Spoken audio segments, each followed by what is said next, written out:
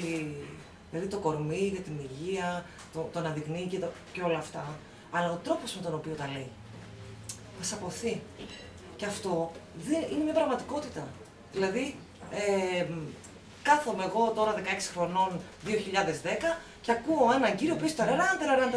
Προφανώς αυτό δεν μας βοηθάει σήμερα όταν γνωρίζουμε πώς έχουν εξελιχθεί τα media, πώς έχει εξελιχθεί ο τρόπος που δίδεται η πληροφορία και όλα αυτά. Όμως, είναι πολύ σημαντικό να καταλάβουμε γιατί. Ο Παλαμάς, επειδή είναι ένας πολύ μεγάλος άντρας, δεν έκανε τίποτα τυχαία. Έτσι.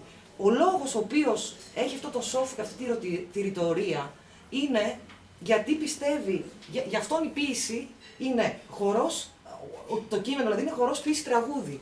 Και θέλει με αυτόν τον τρόπο να φέρει, με τον δικό του τρόπο, να φέρει την συνέχιση της ελληνικής ιδέας εκ των αρχαιοτάτων χρόνων. Και αυτό που λέει ο ίδιος, και το λέει, για τούτο το διάβασμά του, της ποίησης, έτσι, του λόγου, στέκεται πάντα σαν αναποφάσιστο ανάμεσα φωνής πεζού λόγου και ψαλμού.